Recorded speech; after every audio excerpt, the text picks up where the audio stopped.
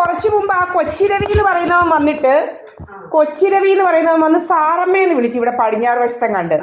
ഞാൻ അനങ്ങാൻ പോയില്ല, ഇവൻ പോന്നെങ്കിൽ പോട്ടെന്ന് വിചാരിച്ചു. അത് കഴിഞ്ഞപ്പോഴാ ഈ എന്തുവാ അവന്റെ പേരെന്തുവാ കുട്ടച്ചാൻ ഒരു ബാഗും ഒക്കെ തൂക്കി ഇങ്ങനെ പോന്നു പടിഞ്ഞാട്ട്.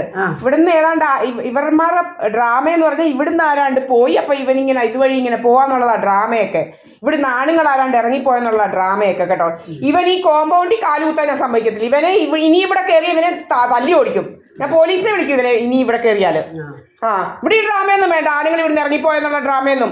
സുബ്രഹ്മണ്യൻ എന്ന് പറയുന്നത് സേവിഡിഷന ഇറങ്ങിപ്പോയെന്നുള്ളത് എൻ്റെ ഉണ്ട് കേട്ടോ. അവനെ അവനിങ്ങനെ നോക്കി പോകുന്നു. അവൻ്റെ ഞാൻ പിടിച്ചിട്ടുണ്ട്. അവനായി വഴിയെ കൂടെ പോയെന്നുള്ളത്. ഡ്രാമയൊന്നും നമ്മളെടുക്ക വേണ്ട അവൻ്റെ ഡ്രാമയൊന്നും. ഡ്രാമയൊക്കെ കുറെ നടത്തുന്നുണ്ട്. ഒരു കുരുടന്റെ ഡ്രാമ. ഏത്